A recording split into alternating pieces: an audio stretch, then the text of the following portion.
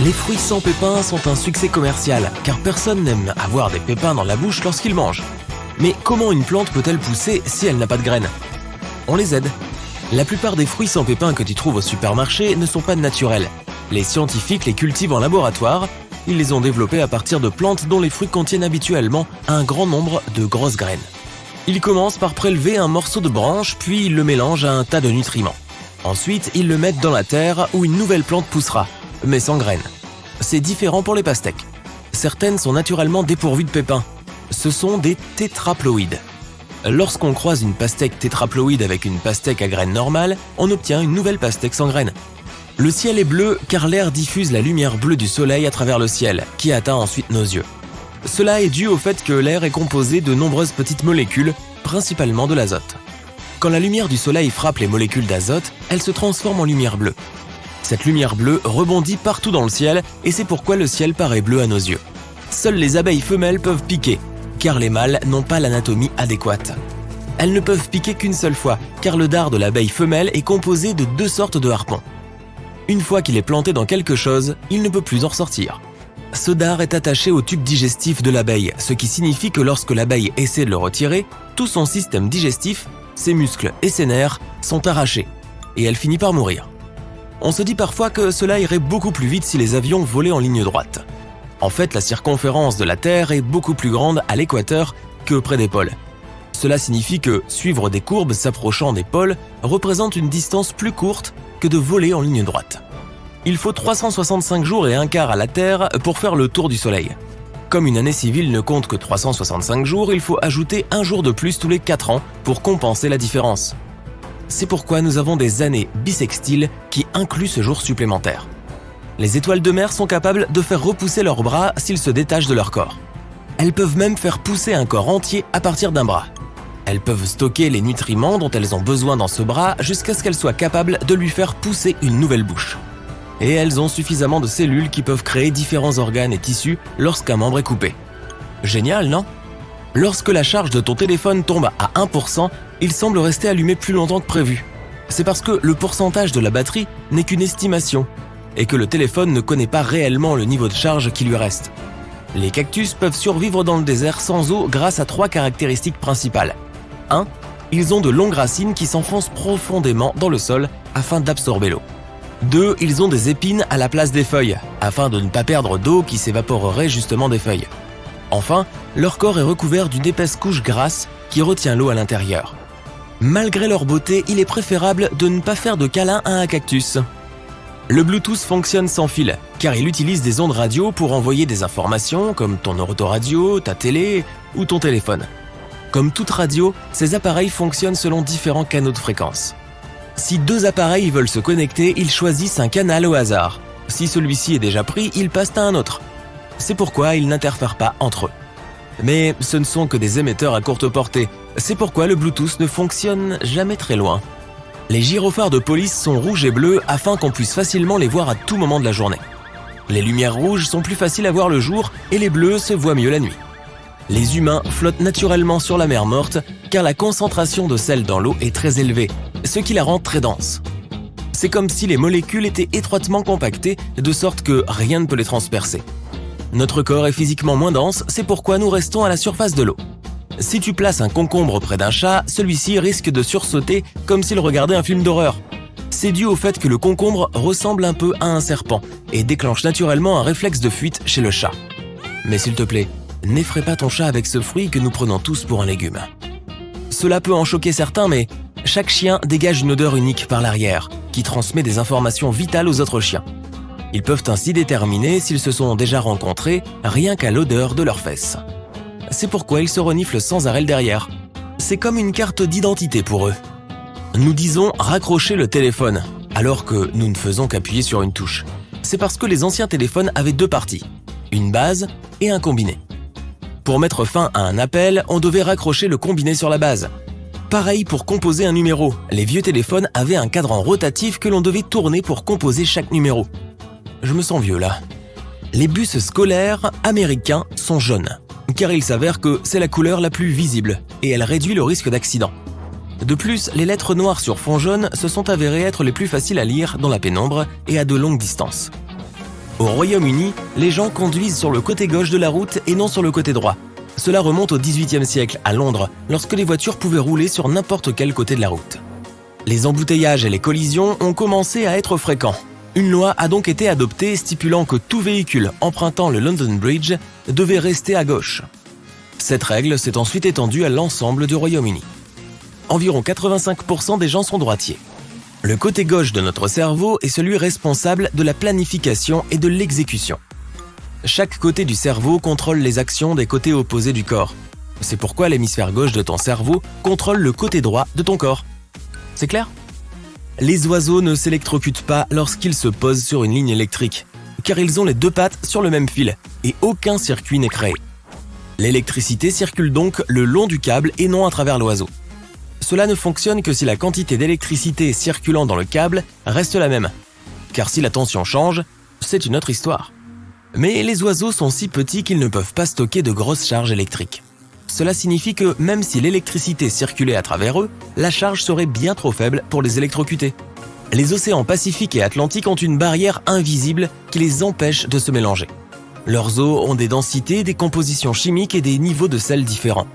On peut le constater à l'œil nu car elles sont de couleurs complètement différentes. L'icône sauvegardée de tes documents Word représente une disquette.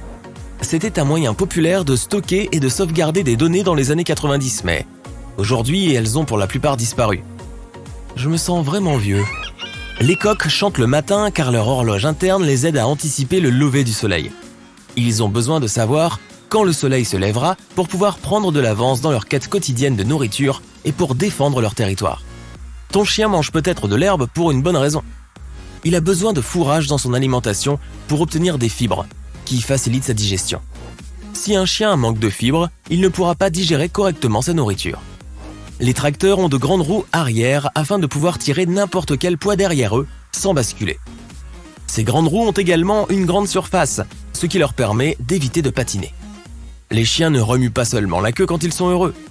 Ils utilisent leur queue pour communiquer et exprimer ce qu'ils ressentent aux autres animaux. Elle montre toute une gamme d'émotions, de la nervosité à l'excitation. L'herbe est verte car elle produit un pigment appelé chlorophylle, qui absorbe la lumière bleue et la lumière rouge, mais reflète la lumière verte, d'où la couleur de la pelouse. Tu t'es déjà demandé pourquoi certaines chips sont si miam, délicieusement ondulées ? Imagine, tu es avec des amis en train de regarder un film et tu manges des chips. Tu préférerais tremper une chips lisse dans la sauce ou une chips ondulée ? Les chips lisses ne peuvent pas supporter le poids de la sauce et elles se cassent. Bam ! Tu te retrouves avec plein de sauce sur ton t-shirt tout blanc. Les chips ondulées gagnent. Elles sont aussi meilleures au niveau du goût. Les chips lisses ont un goût d'huile très prononcé qui couvre le goût de pommes de terre. Et en plus, quand tu en manges, tu as les doigts tout huileux. C'est pas vraiment fun, n'est-ce pas ? Alors, tu préfères lesquelles ? Les chips lisses ou ondulées ? Les codes barres nous ont tellement simplifié la vie. Mais est-ce que tu sais comment ils fonctionnent ? La clé, ce sont les rayures. Les codes barres sont lus grâce à un scanner. Le scanner a un laser qui détecte le motif et lit le code barre. Le code barre absorbe de la lumière et le reste est reflété.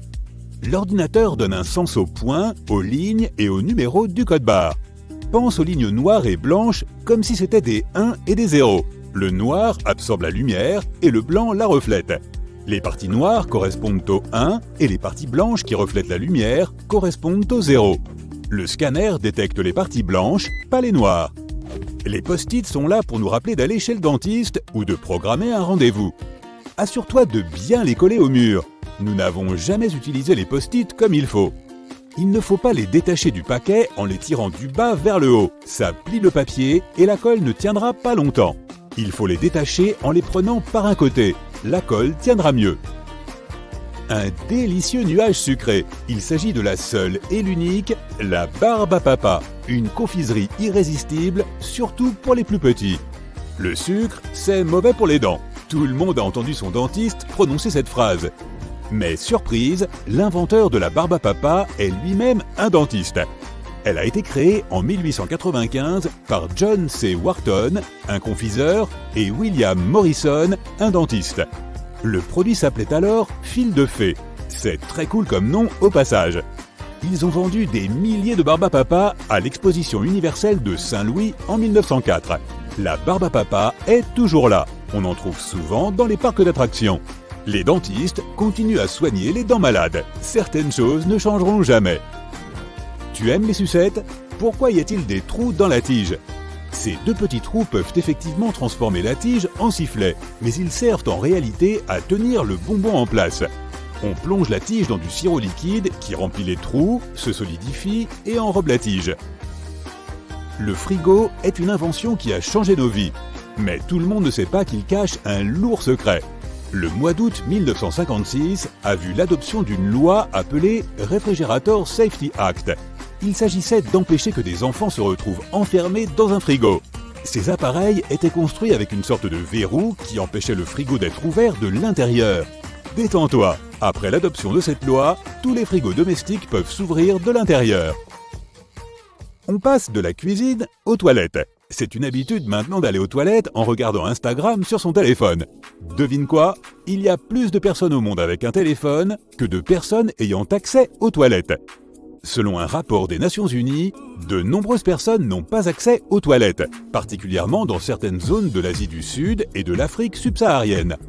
Le nombre de personnes ayant un portable dépasse le nombre de personnes ayant accès à des toilettes propres et viables. Des scientifiques ont aussi démontré qu'il y a 10 fois plus de microbes sur les téléphones portables que sur la plupart des cuvettes de WC. Donc oui, tu peux désinfecter ton téléphone après avoir vu cette vidéo. Tu utilises Skype ou FaceTime pour parler à tes amis à l'autre bout du monde? Tu veux juste discuter ou pour une réunion peut-être? À l'origine, la webcam a été créée pour une raison bien précise. En 1993, des chercheurs du département d'informatique de l'université de Cambridge ont mis en place un système pour voir si la cafetière était pleine ou vide. Oui, tu as bien entendu. Ces chercheurs avaient besoin de café comme carburant, comme beaucoup d'entre nous. Ils se levaient de leur chaise, allaient vers la cafetière et la trouvaient vide. Au lieu de s'assurer que quelqu'un fasse encore du café, ils ont mis en place un système qui diffusait les images de la pièce où se trouvait la cafetière. À l'époque, ce système diffusait 3 images par minute. C'est tout à fait suffisant pour comprendre s'il reste du café. Merci à eux de ne pas avoir voulu se lever. Et merci aussi d'avoir eu cette idée géniale. Tu achètes des œufs blancs ou bruns? Quelle est la différence entre les deux, à part la couleur? Étant donné que les œufs bruns coûtent un peu plus cher, tu crois peut-être qu'ils ont quelque chose de différent qui justifie leur prix. Eh ben non. La couleur de la coquille n'a aucune conséquence sur les valeurs nutritionnelles et la qualité de l'œuf. Les deux types d'œufs sont parfaitement sains. Les œufs bruns sont plus chers parce que les poules qui les pondent ont besoin de plus de nourriture. Elles coûtent donc plus cher à élever que les poules qui pondent les œufs blancs. Ce coût se répercute sur le consommateur. Il y a un trou sur les poignées de certaines poêles et de certaines casseroles. La plupart d'entre nous se sert de ce trou pour accrocher les poêles au mur, mais il sert aussi à autre chose. Imagine, tu es en train de préparer un festin pour toute ta famille. Le comptoir de la cuisine est bondé d'ustensiles. Tu ne sais pas où poser la cuillère en bois de la sauce. Tu peux la mettre dans le trou de la poignée de la poêle. Elle ne bougera plus jusqu'à ce que quelqu'un décide de touiller la sauce. Toutes les cuillères ne rentrent pas dans le trou par contre. Il faut éviter qu'elles ne tombent. Il vaut mieux tester qu'elles tiennent bien lorsqu'elle est propre. Imagine que tu achètes des nouilles avec supplément de garniture à emporter pendant que tu rentres chez toi. Tu as déménagé récemment et toutes les assiettes sont encore dans les cartons. Tu ne t'en sors pas avec ta boîte de nouilles. Toute la garniture est au fond de la boîte et la sauce ne s'est pas mélangée. Nous n'avons jamais vraiment su nous servir des boîtes de nouilles à emporter. Elles peuvent s'aplatir et s'utiliser comme des assiettes. Il suffit de tirer sur les languettes de la boîte. Et voilà, tu as ton assiette. Le mieux, c'est que tu n'as pas besoin de faire la vaisselle après. Tu savais que les tomates ne sont pas des légumes, mais des fruits? Les avocats aussi. La pastèque est une baie. Mais ce n'est pas tout. Les arachides ne font pas partie de la famille des fruits à coque. Elles ne sont pas comme les amandes et les noix de cajou. Les fruits des arachides poussent sous terre. Leur cueillette se fait comme celle des pommes de terre. La partie visible de la plante ressemble à un buisson. Les cacahuètes ne sont pas considérées comme des fruits à coque puisqu'elles ne poussent pas sur des arbres. Elles fonctionnent comme les carottes. La prochaine fois que tu manges des cacahuètes avec des amis, tu peux leur raconter cette anecdote. Ou pour entamer la conversation avec quelqu'un qui en mange. La classification des fruits et des légumes n'est pas chose simple. Sais-tu qui a inventé les t-shirts?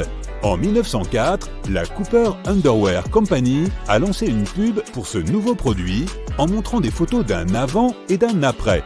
Au début, il s'agissait de maillots de corps. Le slogan était le suivant: pas d'épingle à nourrice, pas de boutons, pas d'aiguilles, pas de fil. Comme leur nom l'indiquait, il s'agissait de vêtements qui devaient être portés sous une chemise. Il a été décidé que les marins allaient porter ces maillots de corps sans boutons sous leurs uniformes.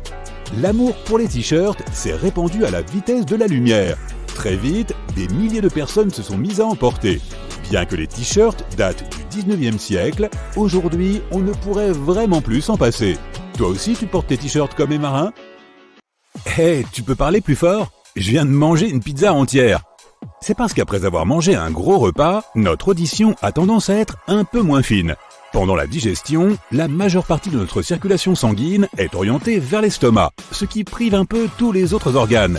Ainsi, la prochaine fois que tu voudras écouter ton groupe préféré lors d'un concert, assure-toi de manger un repas plus léger pour que ton ouïe soit optimale. En plus de notre estomac et de notre rein gauche, nous avons un organe magique qui peut repousser si nous en enlevons une partie. Notre foie peut se régénérer en fabriquant de nouvelles cellules appelées hépatocytes. Elles commencent à se multiplier dès que le foie a été endommagé. La gravité de la lésion détermine si le foie peut se régénérer complètement et le temps qu'il lui faudra pour le faire. Tu t'es déjà demandé ce qui est le plus mauvais pour ton corps ? Ne pas dormir ou ne pas manger ? Il s'avère que le manque de sommeil est plus dangereux. En effet, si tu ne te reposes pas, ton corps est exposé à beaucoup plus de risques. Après 24 heures sans dormir, tu peux commencer à avoir des problèmes de mémoire et avoir du mal à te concentrer. Après seulement 17 heures sans dormir, tu commences à te sentir fatigué et étourdi, irritable, tendu et plus émotif. Ok, j'ai besoin d'une sieste. Tes récepteurs de la douleur deviennent aussi plus sensibles, ce qui signifie que tout te fait un peu plus mal que la normale. Oh, et cela affecte aussi ton audition. Quoi ? D'un autre côté, tu peux avoir largement entamé ta première période de 24 heures sans nourriture avant que ton corps ne se rende compte que tu as arrêté de manger. Pendant les 8 premières heures, tu continues à digérer les derniers repas que tu as pris. Après ces premières heures, tu commences à utiliser les graisses stockées comme source d'énergie. Si tu ne manges pas pendant plus de 24 heures, ton corps va commencer à manger ses propres protéines, ce qui signifie que tu vas littéralement commencer à perdre du muscle. L'eau de pluie n'est pas toujours potable. Elle peut parfois contenir des bactéries et des virus dangereux. Par ailleurs, dans les endroits fortement pollués, elle peut aussi contenir d'autres matières nocives. Certaines communautés dépendent uniquement de l'eau de pluie comme principale source d'hydratation. Mais l'eau de pluie a-t-elle des avantages pour la santé ? Pas vraiment, d'après des études actuelles. Certaines de ces substances dangereuses peuvent être éliminées de l'eau de pluie si tu la fais bouillir. Mais il est préférable de rester prudent et de boire uniquement de l'eau qui provient de sources sans aucun risque pour la consommation humaine. Nous produisons de la sueur principalement pour réguler notre température corporelle et pour ajouter un peu d'humidité, comme celle dont nous avons besoin dans la paume de nos mains pour avoir une meilleure prise. Mais la sueur n'apparaît pas seulement sur notre peau, elle sort d'environ 5 millions de pores sur notre corps. Nous marchons littéralement sur un quart de nos os chaque jour. Notre corps compte un peu plus de 200 os, mais environ un quart d'entre eux se trouvent dans une toute petite zone surprenante, nos pieds. Comme nous avons 26 os dans chaque pied, nous en avons 52 dans les deux. Nos yeux produisent des larmes pour de nombreuses raisons, comme se protéger des infections ou éliminer les débris tels que la fumée et la poussière.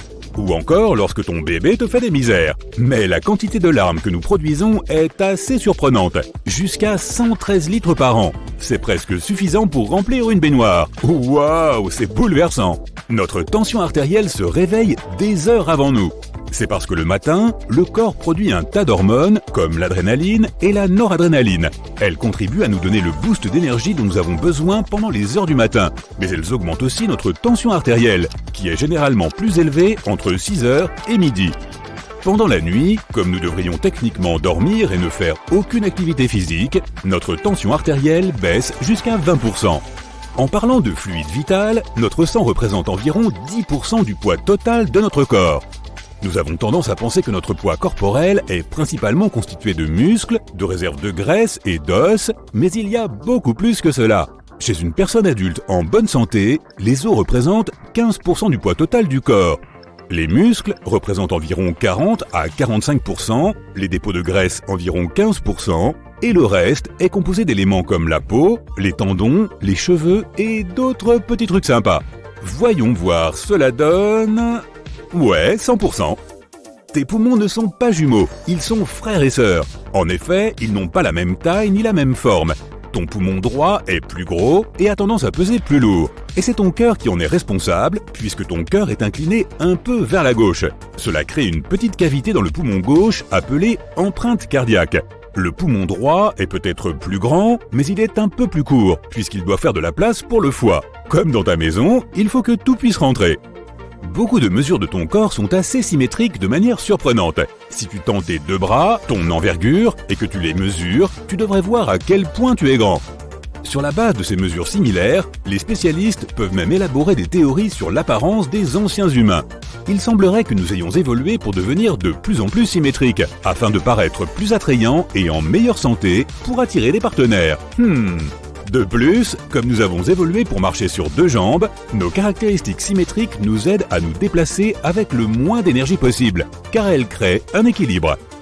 Les humains ne sont pas des champions naturels en matière d'odorat, c'est sûr, mais notre nez peut capter environ 1 trillion d'odeurs différentes.